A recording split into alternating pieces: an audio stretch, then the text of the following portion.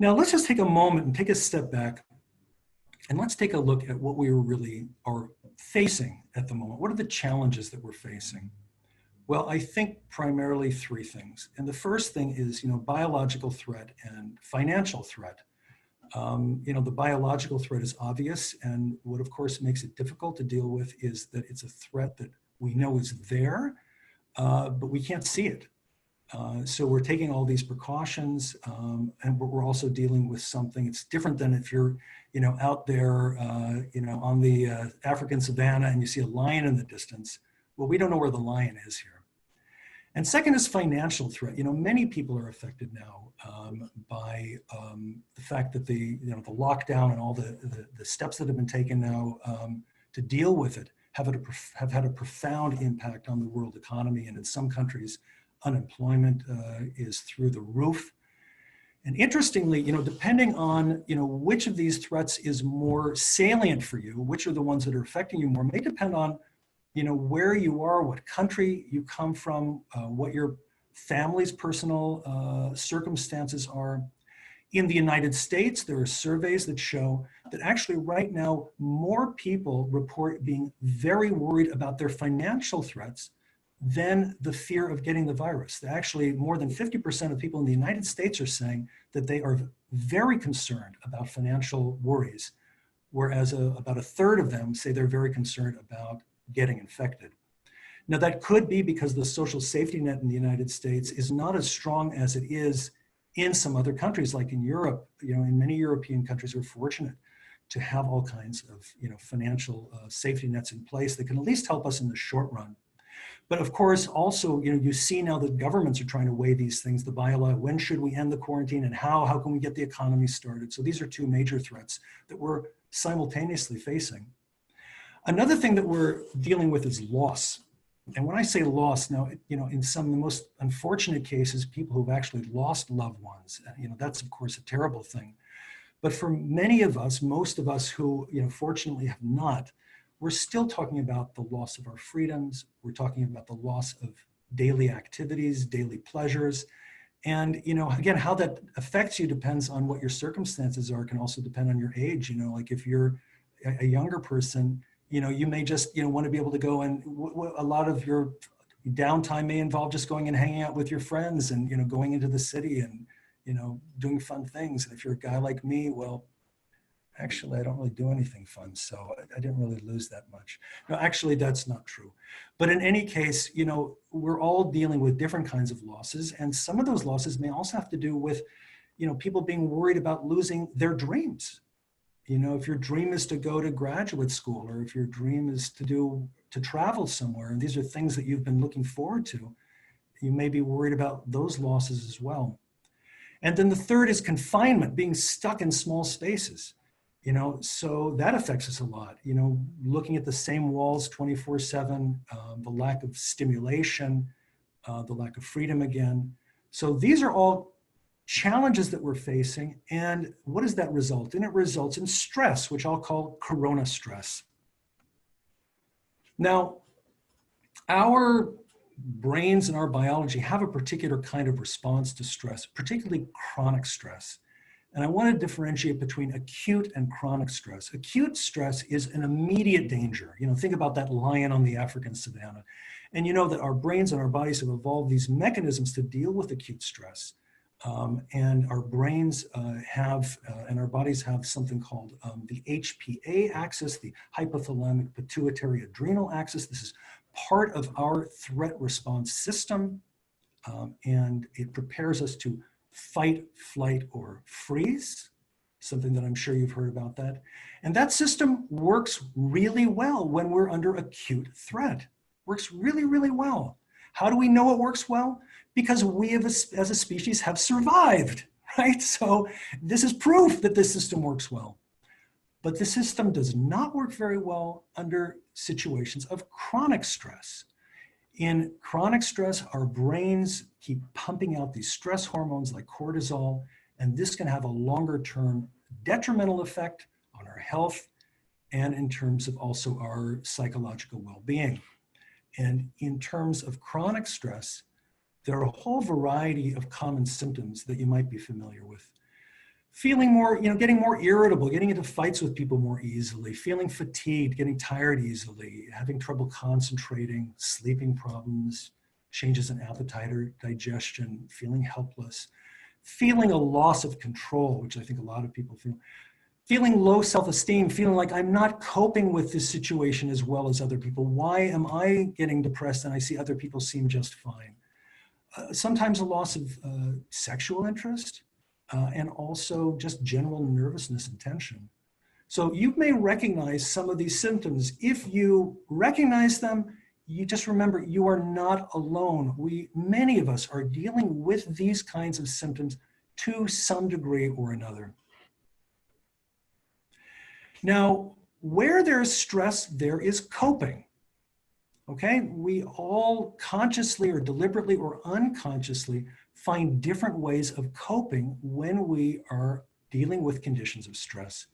So what I'd like to do is talk about 3 different kinds of coping. And the first kind of coping, which is illustrated in this side, is what's called in the coping literature, task-oriented coping. That means I am going to cope by doing something. Well, it turns out when you look at the research on stress and coping that actually task-oriented coping in general is one of the most successful ways of coping in terms of reducing our stress. So that's interesting to know. However, as is the case for all forms of coping, it also depends on how extreme those forms of coping are. And here on the left, I've got the situation under control. You have somebody who's obsessively cleaning, something that some of you might experience during Corona times. I have to admit, that's me. And the second one on the right, the antenna up, that means hypervigilance, looking around for threats. When is the next threat coming? Where is it coming from? And that you may notice if you are obsessively, let's say, looking at the news to try to find out, what's the latest information about Corona. Now, many of us do that. And if you think about it, staying clean and being alert for threats, well, that's a very reasonable thing to do when there's a pandemic, right? Our bodies are naturally, and our brains are kicking in, and this is part of our threat response system. So it makes sense. The problem is that sometimes these active task-oriented attempts to cope go on overdrive. And when they go on overdrive, they can overwhelm us with information. For example, when we're obsessively seeking out information. And so one of the things that I've learned, and I also remember this from years ago when I was living in New York City during the time of the 9/11 terrorist attacks, at a certain point, you gotta limit your information. So one way to do that is just to say, I'm going to give myself, half hour a day or 15 minutes a day at a certain time of the day, and that's when I'm going to get my news. And that's it. Or some people just say, hey, I'm not really going to look at the news at all, and if there's something really important, I'm sure I'll find out about it. Okay, so the point here is that even though in general task-oriented coping is the preferable approach, that anything can go too far. So we're trying to look for solutions that are more moderated, more modulated. Well, okay. Here's another kind of coping. It has to do with avoidance, avoidant coping. That is avoiding stressful situations. And here you see 3 examples of avoidant coping. One is using substances or using other addictive behavior. Now you might say, why is that avoidant?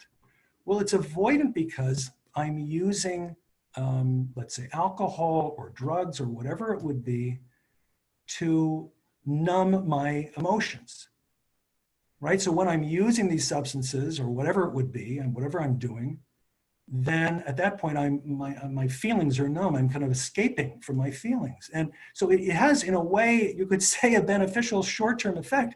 In the long run, of course, it doesn't really change anything. And sometimes it can really lead to feelings afterward of, a lot of shame or regret or whatever it might be. So again, anything in moderation. And I guess here part of the question is if you see you have already addictive tendencies, that's something obviously you want to keep an eye on more. But I have to admit, that I have a little thing for an Aperol spritz around 5 o'clock. And, when the weather's nice, if I just drink one, that's okay. I was going to put the recipe for Aperol spritz on this slideshow, but I just thought it was a bad example for our young people. The slide in the middle with the motorcycle, this is basically risk-taking behavior. And some people might at a certain point be going stir crazy from all of this stuff that is going on, staying inside. And they may just say, screw it. I'm going to go and hang out at the beach. I'm going to go hang out with my friends. And it's essentially avoidance, because it's avoiding all those bad feelings we're having by distracting ourselves, by seeking thrills or kicks. And so, what I would say is, if you're seeking thrills or kicks, just be aware of the fact that that can have a dangerous side, right? You may be putting yourself at risk or putting other people at risk. And then finally on the right with that wall, that's basically, I'm just going to block out my feelings. Now, avoidance, again, to a moderate degree, to a flexible degree, has a place. And the question is the avoidance that you're putting into place something that you're doing with conscious, deliberate choice? Are you coming from a healthy place in the way that you're avoiding? Or is it a kind of automatic thing that just takes over and then ends up putting you or other people at risk? A third kind of coping is what's called emotion-focused coping. So coping with emotions, coping by focusing on our emotions. Now, sometimes you can imagine that this would involve things like worrying too much, ruminating, just feeling flooded with all kinds of negative feelings. And yet, interestingly, again, sharing, some degree of being in touch with our emotions can actually be helpful in these circumstances. If we're just blocking out our emotions, we may still be experiencing a lot of stress. And in that case, getting in touch with our feelings and sharing it with people in a constructive way can really help. So again, in terms of, emotion-focused coping, you may have noticed yourself getting more irritable or more, angry at people, feeling lonely or lost, or feeling a sense of loss or grief, or maybe just kind of giving up and just kind of letting your life go and not doing the things you need to do and sitting on the couch and eating chips. So these are all examples of just kind of feeling overwhelmed with emotion and kind of giving into that in a certain kind of a way. So one thing I would like to say about this before I go on is this, that all of us are having, I think, better days and worse days. I have better days and worse days. And that's very challenging. And maybe you're finding you have more worse days than you normally would. You're not alone in this. Now, what I would also say is that I think some people may be suffering in these cases more than others. And if you are really experiencing a lot of feelings of loss or grief, or you're finding you're having trouble controlling your anger, this is a good time to reach out to somebody.